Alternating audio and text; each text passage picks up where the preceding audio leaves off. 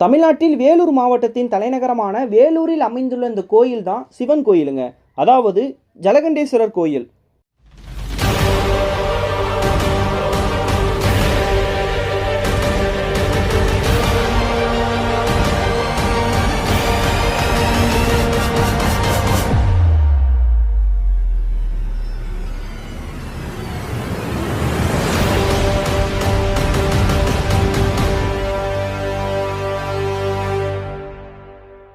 இந்த கோயிலை பார்த்தீங்கன்னா பார்த்துக்கிட்டே இருக்கலாம். ஏன்னா அவ்வளவு அழகாகவும் பிரம்மாண்டமாகவும் ஒவ்வொரு சிலையும் செதுக்கப்பட்டிருக்குங்க.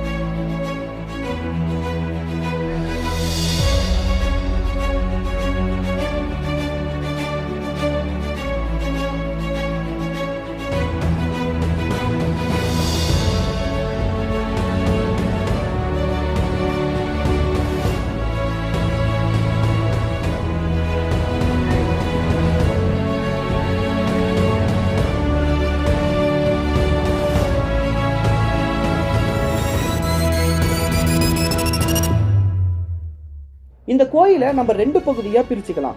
ஒன்று கோயிலுடைய அமைவிடம், ரெண்டாவது பார்த்தீங்கன்னா கல்வெட்டு செய்திகள். முதல்ல கோயிலுடைய அமைவிடத்தை முதல்ல பார்த்துருவோம். வேலூர் நகரின் மையப்பகுதியில் அமைந்துள்ள இக்கோட்டை உள்ள கோயில் அமைந்திருக்குங்க. இந்தியாவிலேயே அகலியோடு கூடிய ஒரே கோட்டை வேலூர் கோட்டை மட்டுமேங்க. இதன் எழிலார்ந்த அமைப்பு கண்ணையும் கருத்தையும் கவர்வது மாதிரி இருக்குங்க. கிழக்கு பக்கத்தில் மட்டுமே நுழைவாயில் இருக்குங்க. தற்போது கோட்டை அகலியின் 3 பக்கங்கள் மட்டுமே தண்ணீர் இருக்குங்க. தெற்கு பக்கத்தில் பார்த்தீங்கன்னா தண்ணீர் இல்லை. கோட்டையின் உள்ளே மத்திய மாநில அரசுக்கு சொந்தமான அலுவலகங்கள் இருக்கு. இதன் வடக்கு பக்கத்தில் கோயில் அமைந்துள்ளது. இந்த கோட்டை 136 ஏக்கர் நிலப்பரப்பில் பிரம்மாண்டமாக கட்டப்பட்டுள்ளதுங்க. நாயக்கர் காலத்தில் எழுப்பப்பட்ட இதன் ஒரு பாணி விஜயநகர கட்டிட பாணியின் இறுதி நிலையை கொண்டுள்ளதுங்க. சரி, இப்ப கோயிலுக்கு வருவோம். அப்படியே கோயிலுக்குள்ள போலாம். எவ்வளவு பிரம்மாண்டமாக இருக்குல்ல. கோயிலுடைய முன்பகுதி கல்லு ஒரே கல்லால் செதுக்கப்பட்டு எவ்வளவு பெரிய கல்லா இருக்குன்னு பாத்தீங்களா? கோயிலுடைய முன்பகுதியில் ஒரே கல்லால் செதுக்கப்பட்ட எவ்வளவு மிகப்பெரிய கல். அப்படியே தஞ்சை பெரிய கோயிலை பார்த்த மாதிரியே இருக்குல்ல. சரி, வாங்க இன்னும் உள்ள போய் பார்ப்போம். கோயிலின் கோபுரத்துல பாத்தீங்கன்னா கிளீன் பண்ற வேலை நடந்துட்டு இருக்குங்க. எவ்வளவு அழகாக சேஃப்டியாகவும் அவங்க கிளீன் பண்ணிட்டு இருக்காங்க.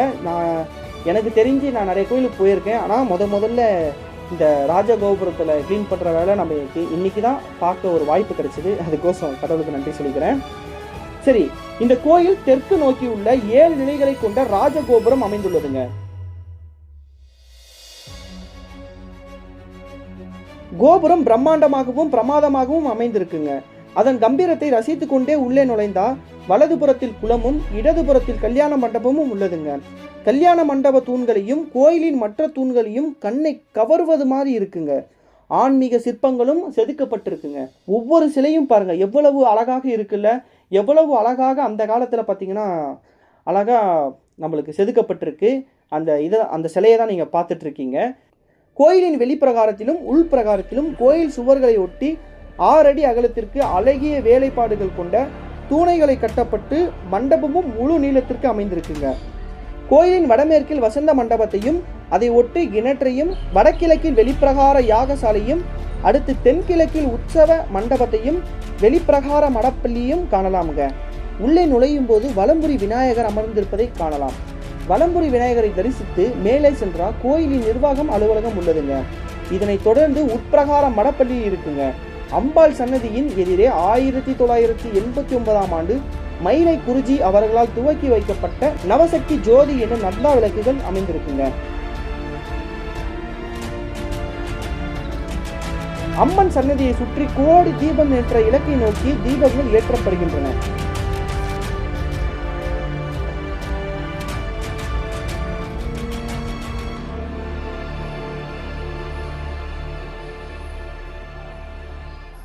சரி, அடுத்து கோயிலுடைய கல்வெட்டு செய்திகளை பார்ப்போம். ஜலகண்டேஸ்வரர் அந்நாளில் ஜவரகண்டேஸ்வரர் என்று அழைக்கப்பட்டுள்ளார். ஜவரகண்டேஸ்வரர் என்றால் ஜரத்தை அளிக்கும் ஈசன் என பொருள்.